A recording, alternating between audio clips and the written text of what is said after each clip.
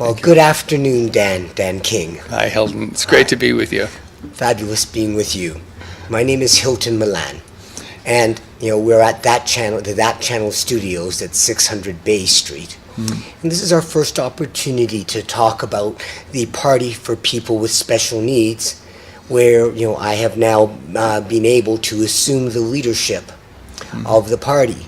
And I'm new to politics, and in that newness, I was looking forward because you were one of the founders of the Party for People with Special Needs in 2007. That's right. Could you tell us how that started?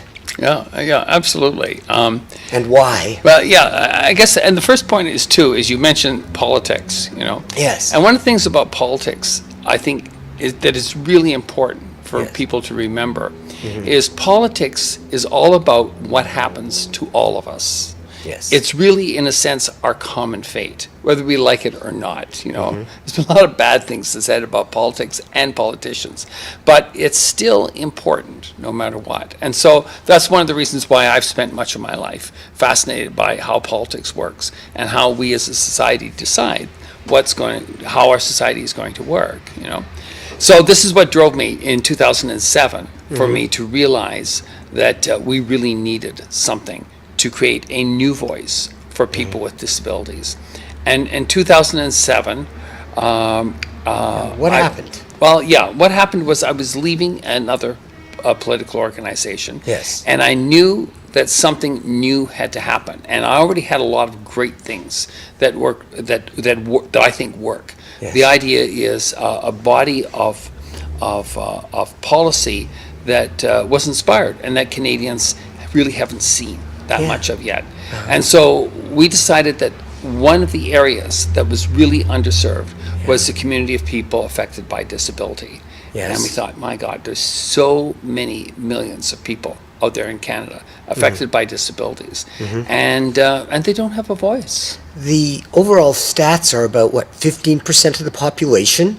That's a high number. Yeah, depends how you define it. And a low number would be about 5%, and a high number would be about 15%. And that's if you include people with learning disabilities, and like a lot of people are affected by little problems. ADHD, dyslexia, people have difficulty reading. Yes. A lot of people have math difficulty just with numbers, things like that. They'd say, as much as 45% of the population really can't understand a telephone bill.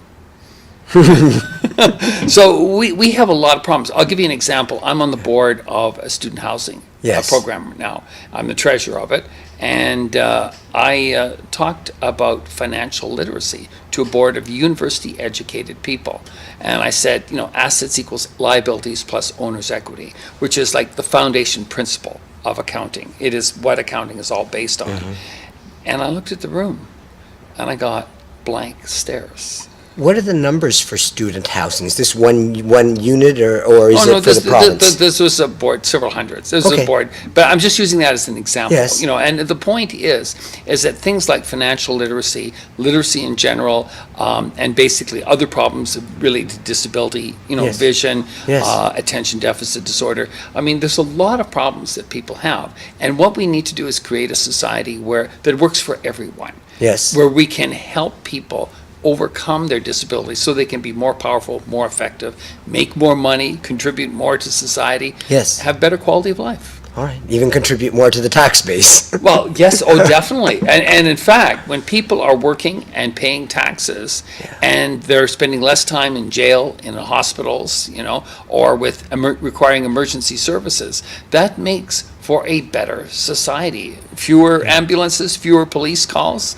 That's a better society. And there are countries in the world which are racked by violence, and those countries have difficulty with their tax base because they have to spend all this money on emergency services, and education and healthcare and other important things aren't funded well enough. All right. So the basic direction is to invest in people. Right. That's our core. Right. Invest in people. How do we measure its effectiveness and how much to invest so that we're putting good money into, good efficacy? Yeah, actually, that's brings us to a really leading edge area. Where you're going is at actually the frontier of social research and social policy. I mean, you've skipped a whole bunch of steps how to make things better and leap towards what is the long-term ultimate solution to our problem. And that brings us to an innovative area which is called social markets. Now, social markets is where you take people who have a problem, who have some base that has a problem. It could be a group of people that are unhealthy. It could be a group of people with a disability. It could be a group of people who have had trouble with the law. And let's pick this last example. Let's say you've got people being released on parole. Yes. Okay, now in other countries, in Europe, this has been experimented with. You can take, say, a group of 50 or 500 people who are being released on bail. And the question is, what is our recidivism rate? Now, recidivism is expensive. People going back to jail costs money. 1 year in jail costs $100,000. So we want to reduce that. So we want to encourage people not to commit more crimes after they've been released in jail. And they've experimented with social markets where basically they take a group of professionals, could be social workers, psychiatrists, psychologists, I mean, people who are experienced in dealing with people who had trouble with the law. Yes. And they can say, fine, we're going to put you into business of supervising this group of people. Yes. And you get paid based on how few of them end up back in prison. So that's the area of social markets. So that's the ultimate way of measuring our effectiveness. But there's many other ways too. In looking at healthcare, you can look at how long people are living.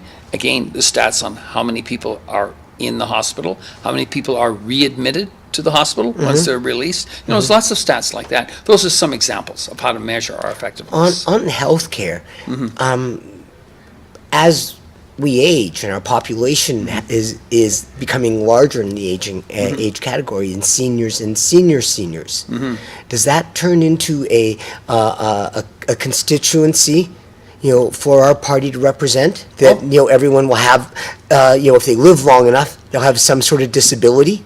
That's right. I mean, death, Visible or invisible. illness. Actually, we used to have this saying. Now, I started actually a disability tax practice 10 years ago. Yes. And I spent a lot of time solving financial and tax problems for people with disabilities. Yes. And they have very complicated situations. So what we were left concluding is that unless you have a sudden death, Yes. everybody ultimately becomes our client because everybody eventually acquires a disability. All right. So a disability affects everyone, and helping people with disabilities helps everyone. And in this area of special needs or disabilities, there are marginalized groups, like then aside from seniors, that lose the power of having their voice truly expressed. Yeah. There are also groups like Aboriginals. Yeah. Well, yeah. Let me give an example. Just of the first one that you mentioned. Yes. People who lose their power. Yes. To have their voice expressed. Yes. Here's the classic: people with speech difficulties, young people with speech difficulties. Okay. Oh. Now there's a whole block of young people, a certain percentage of young people, who actually have trouble speaking. My niece, for example, at 4.5 years old, Yes. she still could not talk. That's pretty late. Okay, so anyway, we got custody of my niece, and my family did. Yes. And then we had to solve her problems, and so we pleaded up and down Yes. to get her into speech therapy, and we did get her into speech therapy. But the fact was, there was an awful lot of pressure for us just to wait and see if she would just grow out of the problem. The problem is, if you wait and to see if they grow out of the problem, if they don't grow out of the problem, the treatment is less effective later in life. So there's an example. I mean, people say, well, it may not be necessary, but the fact is, if we stand to lose too much if we delay a necessary treatment. And unfortunately, my niece, who did not get enough speech therapy, you could have a conversation with her and she'd say, hi, fine. And it was a whole bunch of single words. Yes. She didn't know really how to string a sentence together. And that was a serious problem. Now, she can do better now, but it's been a long road. How young is she now? She's about 40 now. Okay, good. And she's got, and it's a very difficult life for her, and I do my best to So, help for her. instance, does she qualify and receive some disability services? Yeah, well, let me go through Yes. the list. I mean, first of all, I mean, there's a lot of things that are working, and Yes. there's a lot of programs that are very generous. Could we talk about And there's those? a lot of programs that aren't working. Yeah, and I'll go through the list as they apply to my niece because, Yes. I mean, she's very typical in many Yes. ways. So, first of all, I mean, she's on the ODSP system, Yes. which is great. Now, that stands for the Ontario Disability Support System. How long has that been established Well, for? it's been around for a long time. Before 1995, it was called Family Benefits, and then Mike Harris went and changed it Yes. to the Ontario Disability Support Program, which is okay, Okay. you know. But unfortunately, the system is an administrative system that requires you to report, what your earnings are every month, and you have to do this, and you have to do filing and things like that. And my niece, she lives in long-term care. Yes. And so she's well taken care of, and her paperwork gets done. Yes. But of the people I know who are on the same program, who are living on their own, Yes. sometimes their paperwork does not get done. Sometimes they're late. Sometimes they have literacy problems. And I have seen those forms. And I'm a guy who's at peace with forms. I've Yes. done a lot of forms in my time. Yes. Unlike normal people, I can take a set of forms and I go through it and I'm going, okay, da da da da da. But a lot of people have trouble with forms, Yes. and so if they're late, if they're not complete, filled out correctly, or something like that, Yes. their benefits are cut off immediately. And then reactivating them is probably even more difficult. Well, it's okay to Okay, react. I mean, good. the system, you can apply for an appointment. Yes. And you can get back in. Yes. And then they'll go and they'll straighten it out, and then they'll put you back on. Will But they you make it but- retroactive or? Yeah, yes, it is retroactive. All right. But you could miss a month's payment, which gets paid back later. Yes. And that means any one of the people in this population, if they miss or are late for a month's rent, that is a risk for homelessness. What happens then with people if that happens and they fall through the cracks, to the curb? Yeah. Is the cost greater? Oh yeah, let's work out that. Yeah. That's a horrendous story.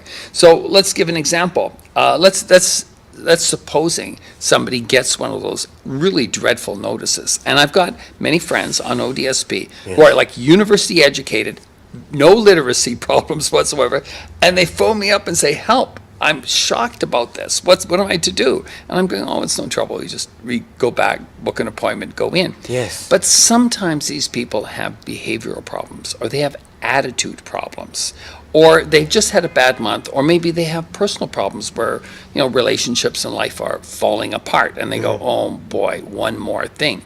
And some of these people just say to heck with it, and they're gone from the system, which means they're not supported, means they miss their rent payments, and then boom, they're on the street. So what happens to people who are on the street? And this is something that I've said in many speeches before. I mean, we're talking about the bottom rung poverty. Yes. And a point that I wanted to make clear is that poverty costs money. Poverty is expensive. It costs everybody else money. It costs everybody money. So if you have somebody who ends up on the street and they end up in jail, that's $100,000 a year. Okay. If they end up on the street and they end up in a homeless shelter, that's $45,000 a year. Even though they're not necessarily there every night or Well, if they're exclude them in and out, in and out. in and out, The still like cost to keep 45,000, yeah. somebody in a homeless shelter for a year is $45,000. The cost to keep somebody in jail is $100,000.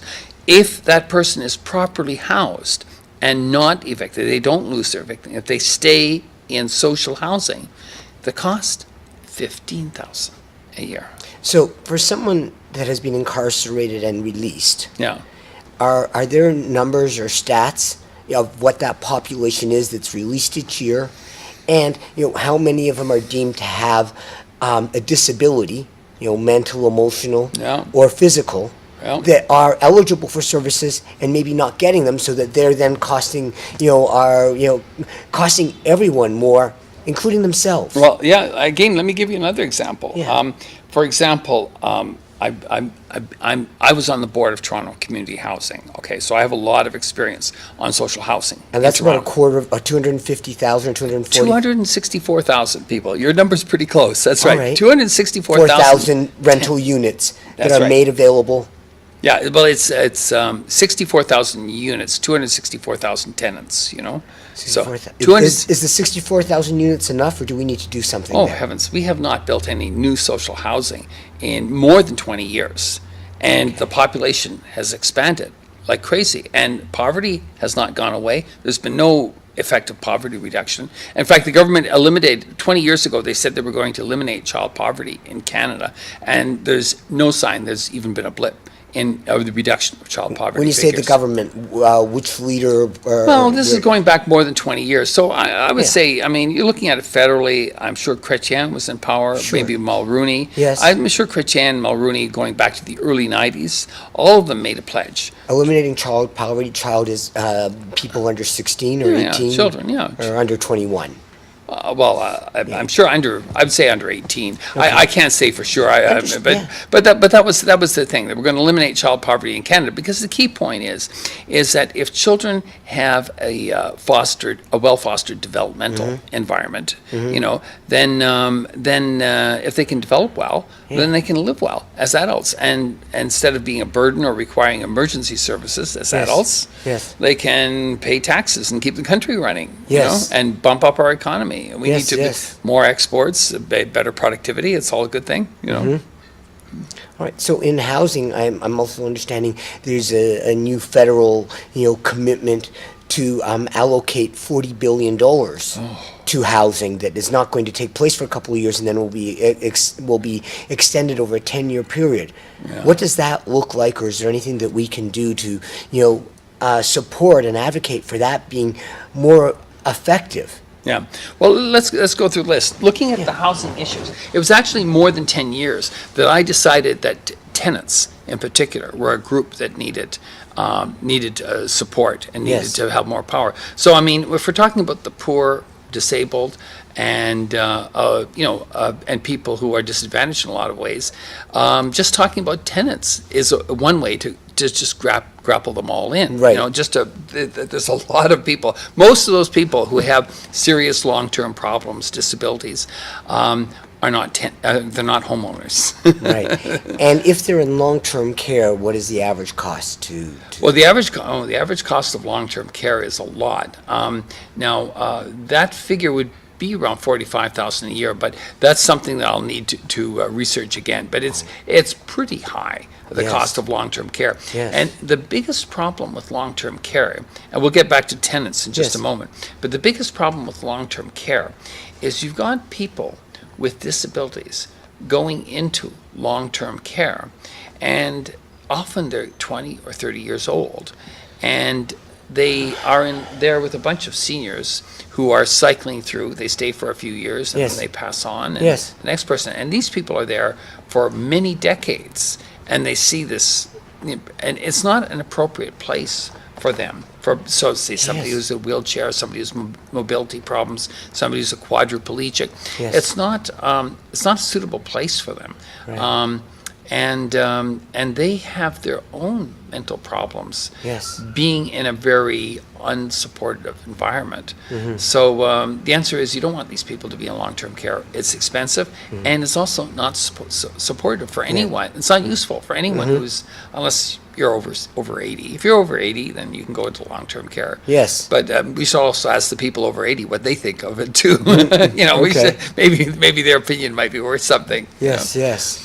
All right. So, and getting back to the question of tenants, Yes.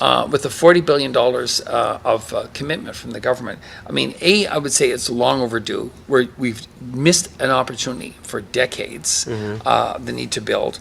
And the final point is we need to have a housing stock that suits the population. Okay, and if we look at it, what portion of the population Yeah. are disabled, or what portion of the population are poor, or have an income under $40,000 a year? Okay, and the Yes. answer is quite a big chunk of it. I would say I would say incomes under 40,000 a year is about 60% of the population. It's a lot of people, 40, 50,000. The average income in the country is about 65,000 a year. That's the average family income. But there's a lot of people under that. And the point is, if you look at all the houses that they're building, they're all luxury condominiums. Yes. And I have no problem. I like luxury condominiums. If I could afford one, Yes. I'd be in one. Yes. But I think that market should be well served. Yes. But does it have to be served at the expense of the other larger sections of the markets?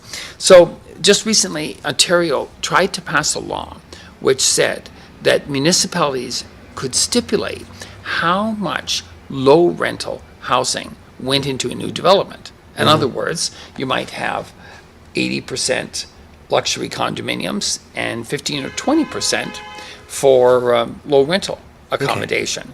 And it was very difficult to get that law passed.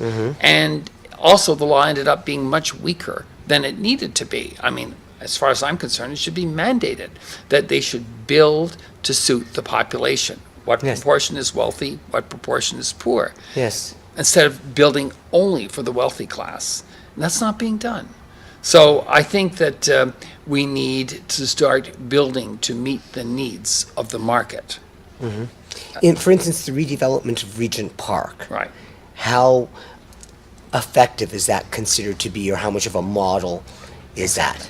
Well, okay, so first of all, I was on the board of Toronto Community Housing Yes. when that was being passed through. Yes. I saw the whole thing from Yes. start to finish. Yes. And I must say, Derek Ballantyne was the CEO at the time. Yes. And he created the vision of revitalizing, that's Yes. the term, Yes. revitalizing social housing by basically tearing it all down Yes. and then redeveloping the properties to have a mixture of social housing and luxury condominiums, all in the same community. And I think that was really great. And what happened is he got to regenerate an entire community of rundown social housing, and he got to redevelop the whole thing Yes. at zero cost to the taxpayers, because we sold the condos Yes. and made enough to cover the entire redevelopment cost. So a good idea, but there was one thing that was missing, Yes. and Derek Ballantyne did not have the power to change that. And what was missing was expansion of the number of social housing units. The number of social housing units at the end was exactly the same as the number of social housing units at the start. So there was no expansion. A revitalized community, brand new accommodations. It was in excellent condition, easy to maintain, Yes. but no expansion to meet the growing need. Okay. All right. Now, there's a lot of provincial and municipal land available that's not developed. So even if the land is assigned and the funds are there, we also need to advocate, and strategize to have the builders and incentives for builders and controls. Indeed, indeed. Well, the builders, that brings us back to what I said earlier about Yes. municipalities mandating a mix of social housing. The builders all want to build just luxury condominiums. Yes. And I'm not saying they shouldn't be built, Yes. but they're not putting in the mix of low rental housing, and the municipalities should mandate that. And I think they should be empowered to do it. I think the province should mandate it as well. Yes. The other thing is we've got things that we can give away. I mean, we can give away density rights. We can increase the density in a community. Yes. If we're putting in a mix of social housing. And this is good for the community, because if you look at downtown here we Yes. are downtown. Yes. And we got towers going up all over the place here, Yes. which I think is a great thing. Yes. Now, what happens when people get off work? They go shopping. Yes. And we got all the stores right here, and people come from all over the place to go shopping here. When they go out of the stores and go shopping, who's standing behind the counter?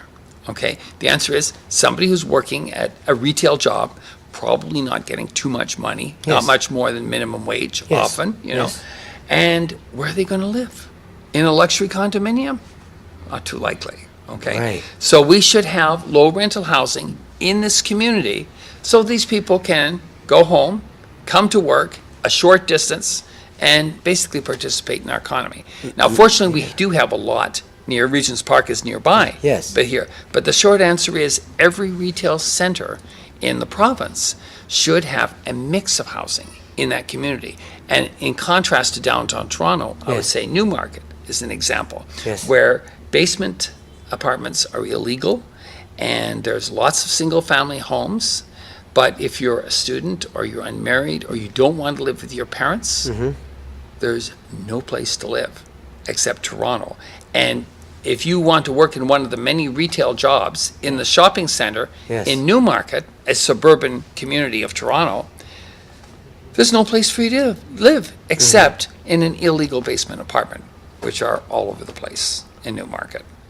And I'm going, well, I'm not so sure how healthy basement living is, but, I mean, why don't we just have nice homes, nice apartments, multi-unit residential, Yes. built for them? People need to work in retail. We need to have a mix of the population. Right, and my creates point. jobs, even building, Right. and development creates jobs. I mean, you go shopping, you have dinner, who's going to be serving you your drink? You know? Yes. Somebody's got to be there, and he Yes. has a job, and he didn't go to university, and he does not live in a house, a single-family house. Right. And that's okay. He doesn't Yes. want to. Just give him a nice little home. Yes. Nice little apartment, Bachelor. That'll do. Yes. Okay. So that's on the housing side.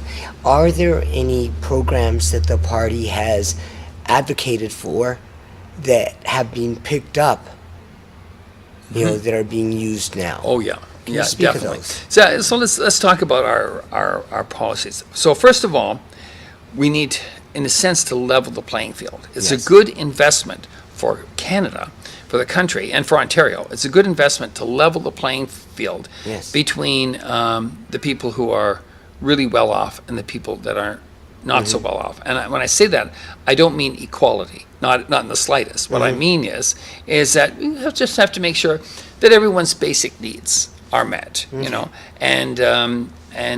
so people should have, modest little apartments, good access to public transit, job opportunities where they're available. Guaranteed income? Not guaranteed income. I don't think I think guaranteed income is going too far. Yes. Now, there's several experiments that have been done in Ontario on Yes. guaranteed income. And I'm interested in the results of these experiments, all of which are positive, all of which state that guaranteed income is effective at reducing social problems, improving social productivity, improving social outcomes of the people involved in the experiment.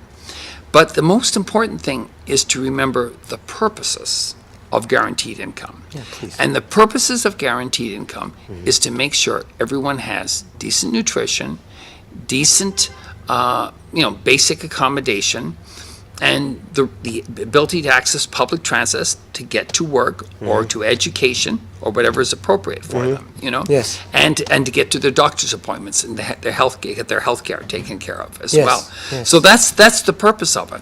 Yes. And we the party take a slightly different tack, that we look at these things that I've just mentioned as human rights, as things that everybody should have. Yes. Even the homeless should have homes. Yes. Even the sick should have health care. Yes. Even the uneducated should have education. Yes. So we want to make sure all of these things are available. And so if we make these as rights, as guarantees, and we can do that as simply giving people a little card that says, boom, take this to a store, just run it through, and you make sure that you get basic nutrition. And that'll be maybe a healthy recommendation or allotment of Yeah. that basic nutrition. So You can't that, buy liquor. You can't buy liquor with it. You know, Right. I mean, you go to the liquor store, it doesn't work. And so you just have a little electronic card. It means people can get their nutrition. Same thing, they can pay their rent with this Yes. little electronic card. does that technology and those programs exist so that we can actually implement that, or do we have to invest in that? If we have a Presto card, we have a Presto card for GTA travel. Yes. If you can get a Presto card to work, you can get a card like this to work. In fact, we should just add it to the Presto card. So we'll this just is use a- existing this is a, technology. This would be the Canadian version of green stamps, but integrated and improved. But stamps are and so intelligent. 20th century Oh, technology. exactly. 21st Oh, century. God. Yeah, we don't like, need totally. stamps. No. And people don't walk in with stamps in No, the store. no, I mean, it's silly. just you got a card. Everybody's got it. Everybody pays with a card these days. Yes, you know? yes. So that's it. So we have a little card, it's not good at the liquor store and it's not good at the casino. Yeah, okay. Perfect. And people can get the basics. Yes. And once people have the basics, then we don't need to worry about guaranteed annual income. And in Yes. fact, we don't need to worry even about minimum wage. Because once people have the basics Yes. taken care of, their education, their health care is already guaranteed. Yes, yes. Dental care, Yes. public transit because everybody needs to get to work, Yes. and education because everybody needs to get ahead, Yes. who can get ahead, and that's what, once you have that, then we don't need a guaranteed annual income, and some of the lefties are going to take quite a disagreement on this, but I say having a card Yes. that you use that is guaranteed to work to pay Yes. for things that you absolutely need. There's nothing demeaning about that. No. Everybody pays with a card these days. Yes, So yes. it's no problem. Yes. And that's the difference. And if we do that, we could even, there's been a lot of concern about the minimum wage going up. Yes. And I would say in our current economy, I'm not opposed to the minimum wage going up. But that's not the solution because I know people who've been laid off Yes. because the minimum wage went up and Yes. the guy couldn't afford to carry as many staff as he did. More Yeah. people had to do less work. Yes. More work with less people. Yes. So the idea is that if we have, we don't need to raise the minimum wage. We can even let wages drop. And we can even compete with low-wage countries. Although I think I'm seeing a little too far ahead on that. Okay. How low we can allow wages to drop, but we don't need to worry about the minimum wage if we have a guarantee that people's basic needs are protected. And every time you save somebody's basic needs, we are saving our society money. I mean, I had somebody phone me up last night. They did not have a place to live. They did not have a place to stay. This is expensive. That person ends up in the hospital. We're talking hundreds of dollars a day on that. If that person is injured, the police will be involved, thousands Yes. of dollars. Yes. I mean, this should not occur. Yes. All right. And then the education or the assessment tools to identify where a person currently is and where the opportunities are for improvement. Yeah. Is that already in the system? Or that Well, has to be- yeah, you see, that's the thing. One of the things they say is the government shouldn't, I mean, the right-wingers say the government shouldn't pick winners.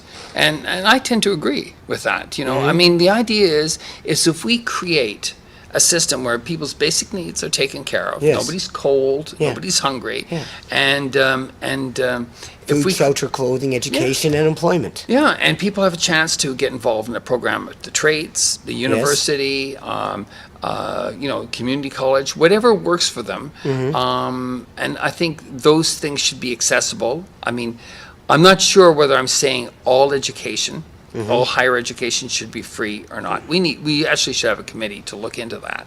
I mean, how much, some people would say there's some university courses that shouldn't be free, maybe plumbing should be free, but philosophy should not be free. Yes, I see.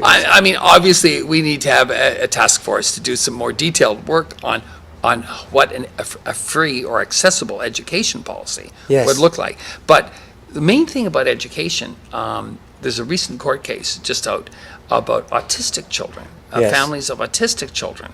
And those autistic children, who, let's face it, are high needs people, Yes. as they go through the school system, they're going to have a lot of problems, okay? But as they get through the system, if they find a fostering environment, if they have programs that work for them, Yes. they could go from being 90% bad Yes. to being 80% good. Yes. And that means they could have a successful life. Maybe not quite the life everybody else has, Yes. but it could be good enough. And right now, our education system, these high needs, high cost students Yes. are not getting the training they need. And that's the one rule you can say for sure about education: save now, pay later. On education, a good percentage or a larger percentage of children going into education, primary and high school, get diagnosed with OCD and they're medicated. Yeah. And from that, does that automatically put them in the position of having special needs, and other additional support? Yeah. Or Well, are they just medicated? Yeah, let's talk about that. The medication issue is a huge issue, Yes. for sure. And for me to say that there's a question of over medication in schools, I mean, that's the current scandal that's out there. And Yeah. I would probably, I mean, I don't have any expert opinion on this, and I don't want to second guess medical professionals. There's your tax dollars at work. That siren. Yes, yes. That's what's costing us money. Okay, somebody just got over medicated and had a problem. But back to the kids. Let's look at OCD. Yes. And for is everyone there automatically an OSDP candidate? OSDP. I'm sorry. ODSP. ODSP. Yeah. Let's just talk about OCD, Yeah. which is obsessive compulsive disorder. Yes. Okay, and that's to say, children who are profoundly defiant and get themselves into lots of trouble with violence. And that's not 10% of the population; it's much greater. As Well, I I'm sure understand. there's plenty of it. I'm sure Yeah. there's plenty of it. That's for sure. So let's just talk about that Yes. sector. So if they got medicated, for example, first of all, that children's not getting a chance to develop normally. I'm not second guessing the professionals. I'm saying it's possible that a significant block of those children probably are being over medicated because they cause a lot of trouble in the school system. Okay, and so it's just a problem that we as a community have to face without placing blame on anybody Yes. in particular. Okay, but the children have a problem, and we know because they're telling us they have a problem. The administrators have a problem, and the doctors have a problem, and they're dealing with it the best they can. Right. But maybe there's a better solution That's to what I children with serious behavioral disorders. Yes. And there are. One of the issues, I'll speak in broad terms first, Yes. is boys. Okay. If you look at boys, Yeah. boys are becoming less and less successful in the education system. When I was young, when I was going into university, I mean, men were about at least 65% of the university population. Yes. And what's happened now is that the girls have become the dominant group in post-secondary education. Yes. Okay. And girls are doing very well. And when I went to primary school, I mean, I had Miss Fabretto, I had Mrs. Snyder, I had Mrs. Belanger, I had Mrs. Clavin. What's missing? No men. No men teachers. There was one man teacher in my school, Yeah. Mr. Fleming, grade 5. And then I had Mr. Black in grade 6. But the point was, there's not enough, females have this heavy tendency to go into education, which Yes. is great, but where's all the men? And I think boys need some men educators. Yes. It's a serious problem. And the other problem is, I was told in schools to be quiet and sit still. And that's not the way I learn. Yes. I learned that as an adult. I'm always jumping up and down. I'm always active. I like to have a treadmill, and I'd like to be working on my treadmill. I have to have a heavy workout in the morning before I sit down on my computer for my day. Yes. That's how I need to get started. Yeah. And sitting down and keeping quiet was the worst thing for me. Yes. So I And think the cost of that is immeasurable. well, here's the cost. The cost of this is if you look at certain ethnic groups, which I will not name, but if you look at certain groups, the failure of males to complete high school is getting to be really serious. Some ethnic groups is very high, more than 50%. And even if you include all males of all ethnic groups, Yes. the fact is there's too many males are failing at secondary school. So I think education needs to be redesigned for males, and that means separating the males from the females, or certainly separating the males with problems from Yeah. the community. But I think we need to have a full mix, and separating males from females to me is the right thing to do because I think we've got a very good system for females, Yes. and because females are the ones who are building it primarily. And it's a pity. I wish these females could build a system that works for males, but they don't know what young boys need. And having been one once, I have a bit of an idea. Yes. And sitting still and be quiet and learning is not the way. It's not what they need. So anyway, I think we need to revamp it so that it doesn't fail our young boys. Yes. All right. It's incredible. It's wonderful. We have a great society that works well. Don't Yes. let me get me wrong. I love Ontario. I love living here. Yes, as but do I. we've got so many things that could be better. And the bottom line is to make it more inclusive so that it works for everyone. And that's what our party's about. All right. So some of the wins that our party has successfully, or policies that that have been launched. Can you talk about those? Yeah. Let's And talk- where they were, how they got, and Yeah. where they could still go. Well, exactly. So I'll talk about really what is our crowning achievement, actually. Okay. The most important thing that our party has done, of all, but there's many, many more things to do. But the need for families with the disabilities for a long-term savings plan has been the most important thing, most important challenge that we've identified for the government. And my partner, John Dowson, he was working on this issue back in 2003. Yes. He was sending letters. He's got a file sending all the letters to the government saying, Yes. people with disabilities cannot save for their future. They cannot save for emergencies, and emergencies are bound to pop up in Yes. people's lives. Yeah. And as soon as they get over $5,000 in savings, boom, their ODSP gets cut off. And we should not have a whole population of literally more than millions of people living on the edge. That is wrong for our society. Yes. So what he said is, let's have a long-term savings plan for these people. So they went and did it. And in 2008, the Liberal government came and went in the early 2000s, 2003, 4, 5, 6, and then the Conservatives came into power. And then the most conservative of all the Conservatives was the Finance Minister, Mr. Flaherty. Yes. But Mr. Flaherty has two disabled children in his family.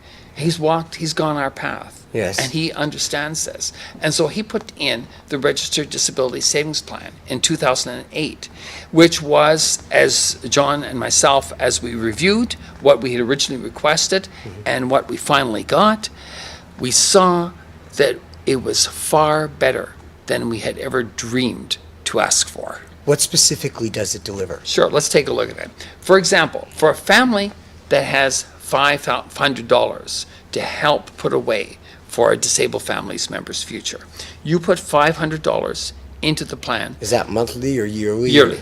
All right. $500 That's per the year. max. No, that's not the max. I'm right. not even getting. You put $500 in, the government will put in $1,500, 3 times what you put in. That means you end up with $2,000 right away. All right. And if you put in an extra $1,000, the government will put in, they'll match that again. They'll put in an extra $1,000. So the bottom line is, and there's another step too, if you put in nothing at all, but your income is below $20,000 a year, Yes. you don't pay taxes like most people with disabilities, Yes. the government will give you $1,000 for free. So in total, you put in $1,500 contribution, and you get $1,500. You get $6,500 per year, plus interest over a 20-year period that you qualify. Yes. That means you get $180,000. And in the 20-year period, is there an age limitation to from either beginning or end? Well, yeah, there is an age limitation. Good point. You have to be under 49. Yeah, and it can start at birth. It can start at zero, up to 49. And after 49, you have to wait 10 years, and then you can accept payments at 59, 60. So what happens to someone that's hit with a disability, for instance, as I was at 55? Big problem. And there is what's available, if anything. What's missing in the program is the fact that people who are late in life, Yeah. affected by disability, they need a bonus too. So I would recommend, as yourself, Yes. you unexpectedly, I've known you for many years. Yes. before you were blind, Yes. and now after you're blind. Yeah. I don't think you never told me you were going to get blind. I never had that discussion with you. No, I couldn't have imagined, certainly never expected it. You never- I'm truly blindsided, and it's like, You were indeed holy. blindsided, which brings us to a key point Yeah. of one of our key policy platforms. A disability can happen to anybody at any time. Yes. And you've lived this. Yes. All right? Yes. So the answer is we don't have anything as a country for those people. And there's an awful lot of people like you. I mean, when you count in the fact that some people have extreme difficulty getting around, they're not mobile. I mean, let's face it, you could be blind, you could be immobile. Yeah. The list goes on. Yes. And this happens to a lot of people. And right now, the government needs a program. And it's up to us to create one. And I think we should do that. We create a program, and we'd be very happy if the government would implement it, just like they did with the Registered Disability Savings Plan, which I think is a great program, and our country needs more of this. Is there anything available to seniors once they're 65 in terms of the Ontario Disability Support Program? Well, I mean, it still is pretty good. I mean, we Yes. got some pretty good benefits in this country, All right. which I'm grateful for. Yeah. And we've got several people historically we can thank for that. Okay. Yes. So of course we have the old age pension, which is worth about $6,000 or $7,000 a year. Okay. Right. And then we have the guaranteed income supplement, which Yes. Senator Kroll put through from Yes. the 60s. Yes. He put that through. So people of low income, under $20,000 a year, will get an extra $10,000, $12,000 Yes. added to their OAS, Yes. so that nobody is in dire poverty at that point. Now, that's not much of a life at $15,000 a year, No. but I hate to say it, but I know people living on less.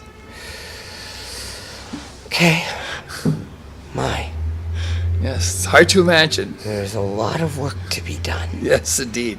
Yes, a lot of work can be done, but a lot of savings, a lot of benefits. But when we do this work, we will make our country better, we'll make it stronger, and we'll make our country cheaper to live in. Because when you save all this money, all those sirens running around, Yes. blaring, costing expensive emergency care, if we reduce the amount of emergency care that we need, Yes. then we're all going to be better off. All of us. All right. And as an advocacy party, so can it be said that we're almost apolitical or non-denominational, and we serve, or how would you phrase that? Yeah, Ontario elections law Yes. requires us to be partisan, that we support the party for people with special needs. That we have to say, no, we're number one. Elect us to the government of Ontario. And I wish, hey, if you're out there, we're ready, okay? Believe it or not, we're ready. But, in the meantime, we're a fountain of ideas. We've got we can experiment with new ideas, some of which I mentioned tonight, which need to be taken a lot further. And we'd be very happy if any of the major political parties would happen to just pick up our ideas and just implement them. It might be good if they want. They can ask us for some consultation advice if they like, so they don't mess up the idea. But we'd be very happy if anybody would put into place any of these ideas. And when they've done this, we'll have more. And if we have so many ideas implemented that we don't have a reason to exist anymore, then we can just join the mainstream parties, because all of them will stand for what we believe in. All right. And then if we wanted to, just to focus on the next three best programs Yeah. for us to focus on, what would they be? Yeah, let's look at the next three best. Okay, Yes. okay. So first of all, let me get to the Registered Disability Savings Plan. Something we've been working on a lot. It's a great program, exceedingly generous, the most generous government program I've ever seen. It needs to cover about 2.5 million Canadians. Right now, 100,000 Canadians have got one. That's it. 100,000 out of 2.5 million. And it's amazing how many people are not covered. And the reason why is because they gave it to the financial institutions. All the big banks that TD, Scotiabank, Bank of Montreal, they all have their own program. And they're all in their investment portfolio, their investments. And guess what? How many Canadians know that markets go up and markets go down? How many Canadians know and understand that? And the answer is, I'd say less than 30%. I mean, Yes, for sure. a majority of people just don't get it. Yes. My mutual fund is low. How come I have less money this year than I had last year? You know? Yeah, yes. And a lot of people don't really understand that. Yeah. And so that means they're not qualified investors, which Right. includes probably a majority of people with disabilities, Yes. not qualified investors. So could we make the program easy to work so that we don't have to go through all the due diligence of mutual fund regulation, Yes. which is a horrendous amount of paperwork? Yes. We don't have to go through that, and we can just give people a guaranteed income certificate. Put it in the bank, get 1% or 0.5%, and accumulate the government grants. And, you know, even if you put the money in the bank Yes. and don't get any money at all, you still get 8.5% a year when you count in the government grants as a benefit. So you're doing pretty good. People will be quite happy not investing the money, just having it and sitting in guaranteed income certificates. So that's the first thing we need to do is make the RDSP more accessible. That's the first thing. Okay. Now, let me just go through the other really urgent items. I Yes. mean, I would say improving, you know, there's an old political adage Yes. that the best investment you can make in a society, period, bar none, is early childhood education. So if we invest in early childhood education, that has a number one payback of any investment you could make in our society. I don't care what it is, healthcare, defense, you know, better police protection. There's nothing else that has a bigger payback than that. Early childhood education, and then And that's children from 3 to, or what's 3 to 10 or something like that. All right. You know, we invest in that education, and then let's put in the mix that we identify and care for the children with disabilities, especially. I'll bet you if we say early childhood education for children with some diagnosed yes. problem of some type, learning to disability or some whatever, challenge, yeah. I would say that's got the biggest payoff of all, because those children, instead of having a life of dependency, will be at minimum self-sufficient, and maybe they'll be paying taxes too. Does it only occur when children, you know, or people fall through the cracks? Or is there any type of screening profiling that, rather than looking for sickness, is looking for a checklist of a health list Yeah. of being able to be able to process, and where they're not meeting the physical, emotional, or mental? Yeah. Well, look, one thing I should say, falling through the cracks is the rule rather than the exception, okay? I would say that every story I've ever heard from every parent, and I should say I've talked to hundreds of them, every story I've ever heard from every parent, it's been a struggle every inch of the way to get the benefits their child needs. Yes. What could we do to improve that?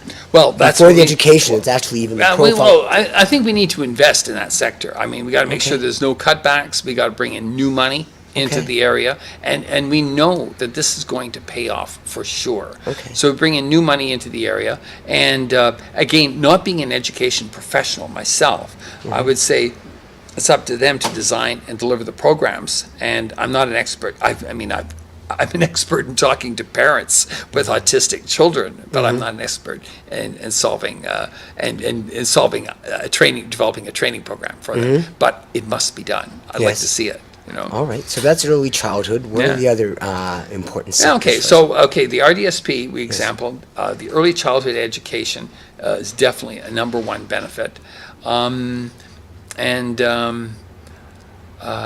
the RDSP is currently only applicable to under 49.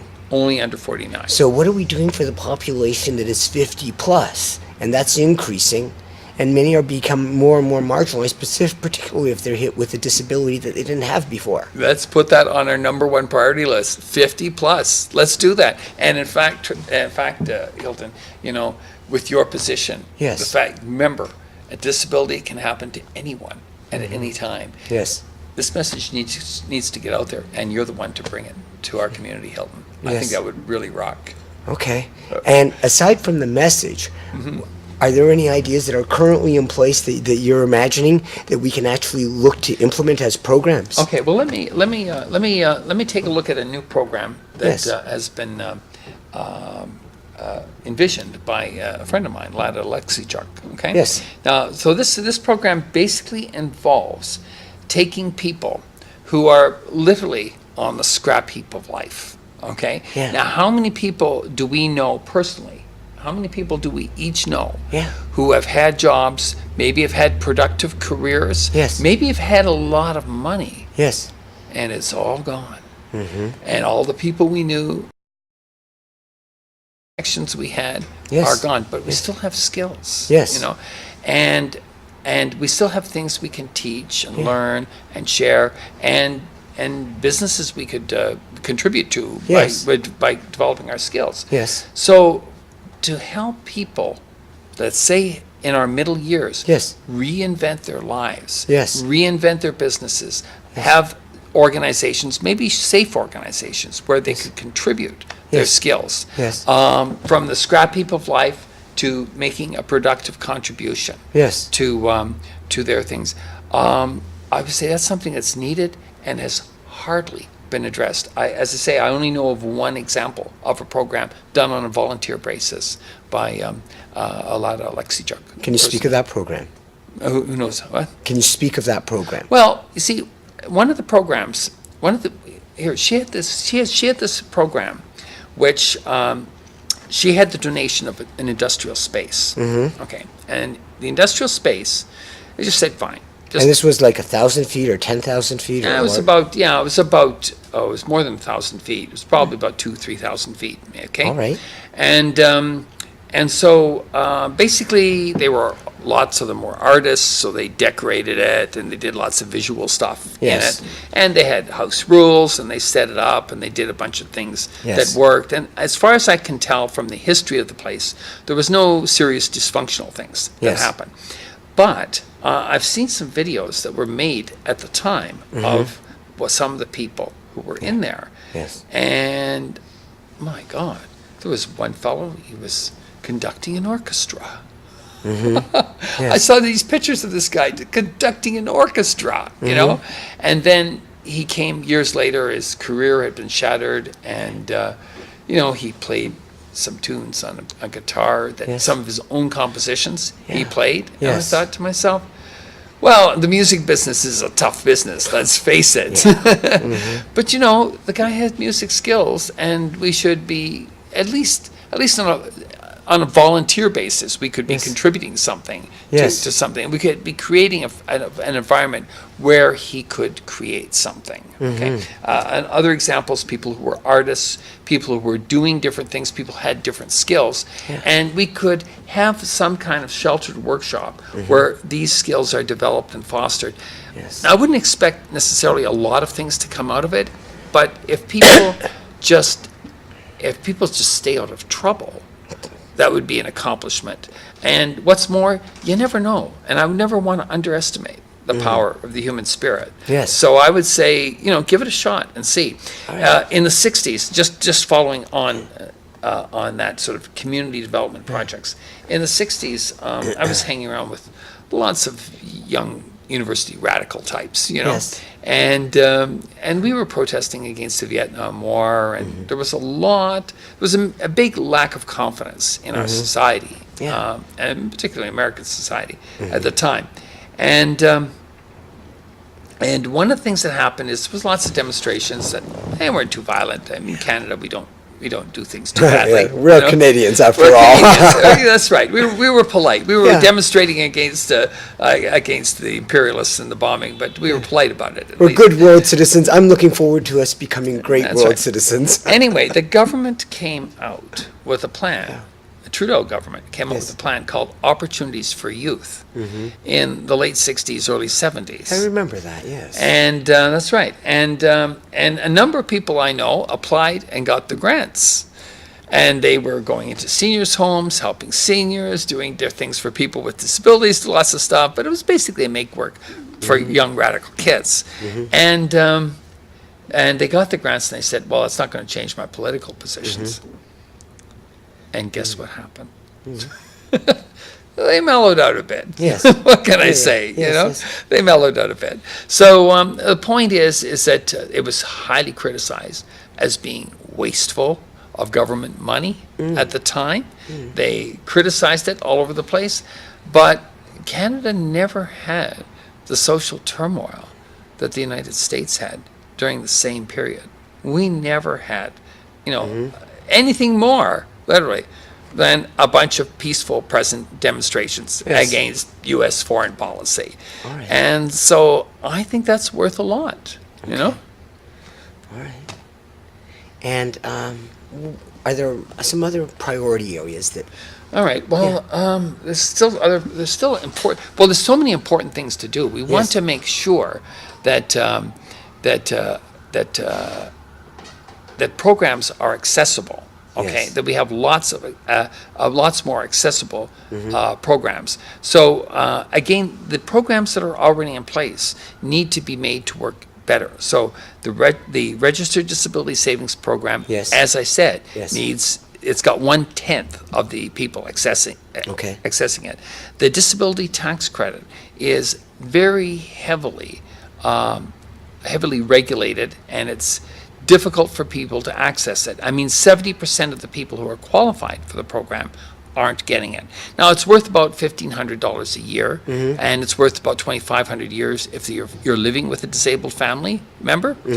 But it's a good program that people should take advantage of. Yes. And the government, from time to time, has had task forces which say, oh my God, all this disability money that's going out, it's out of control. We've got to get a committee going and put in some new regulations on it. And every time this committee meets, and this has happened over and over again over the past 15 years, every time this committee meets, they make a recommendation to government that the program be more generous and that the rules be relaxed more. And I've got copies of the T2201 form, which is the main form that you use to apply for this. And you can see how this form has evolved over the year to have more and more exceptions, more and more new ways that people who are disadvantaged by way of disability, there's more flexibility in how they can apply. And we need to do it more. For example, people with diabetes, for example, have a lot of trouble getting qualifying for the disability tax credit and for the RDSP, because that's how you qualify for the RDSP is through the disability tax credit. So that's one thing. Again, people with epilepsy have a lot of trouble qualifying for the disability tax credit and the RDSP. People with attention deficit disorder. I mean, the only case I've ever heard of anybody qualifying is the child was so bad they were in jail, and they might have qualified at that point. But people with attention deficit disorder, there's no way that they can really, it's very exceedingly difficult for them to apply. I should add, people with hearing loss have a lot of trouble doing this. I talked to an audiologist who basically said, we've got this foggy definition of being able to understand a person in a quiet room. Yes. Whatever that means. What's a quiet room? What's understanding a person mean, Whereas with audiologists, they've got hearing tests that come out, just as with vision tests, you come out with a string of numbers. Yes. And depending on what those numbers say, you're either blind or you're not blind. Right. Well, they've got a string of numbers for hearing as well. And the audiologists have got this all refined and very scientific tests, and they should just have a numeric score on that.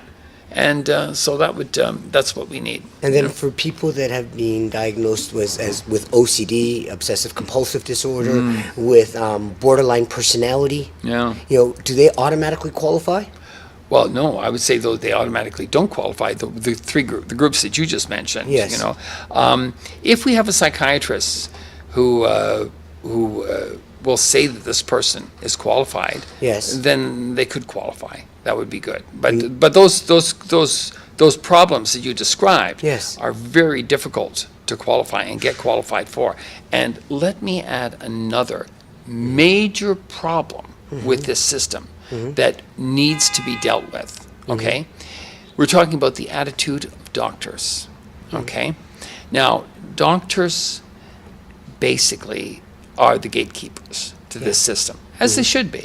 Doctors are the ones who are trained to basically to tell and to understand a person's problems. Okay, well, somebody, not in government but in opposition probably or somewhere, is complaining about all this money going to people with disabilities. So they get these letters. They're complaining about fraud. There's not been much in the way of fraud found at all, as far as I'm concerned, because it's so much trouble having a disability. Nobody would want to fake it, you know. And anyway, they write the letters to the from Canada Revenue Agency Yes. to the College of Physicians and Surgeons, and the college dutifully sends out letters to all of its members. The college, the disciplinary body of the doctor medical profession, and they say, you know, don't send out any fraudulent medical reports about people with disabilities. And the answer is, well, of course not. Of course I wouldn't send out any medical fraudulent. But of course, the doctors read this from their disciplinary body, and they say, they read it as, don't send out any medical reports Yes. about people with disabilities, because they don't want to be audited, they don't want to be disciplined, they don't want to have their practice revoked for some reason, and just the cost of an audit, you know. The person has a disability in mobility, the person has a disability in speech. They will say to the doctor, where on your chart, on your records, does it say that this person has this problem? And where does it say on your records you've done your due diligence to ensure that you've properly diagnosed this speech problem or this mental or personality problem? Yes. You know? And the answer, of course, is doctors' paperwork is always insufficient. And so the doctors get scared. And so many of them are refusing to sign the T2201 form. Now, some of them just say, oh, right, I don't sign that form. You know, even though they have a right to charge for it, they say, I won't sign it, because they're afraid of getting audited, because their records are never perfect, you know.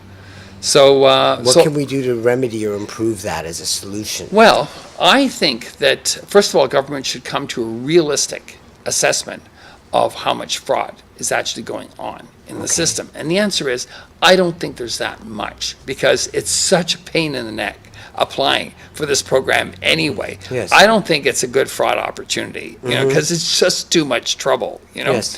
And then what we should do is, you know, give the doctors the guidelines they need.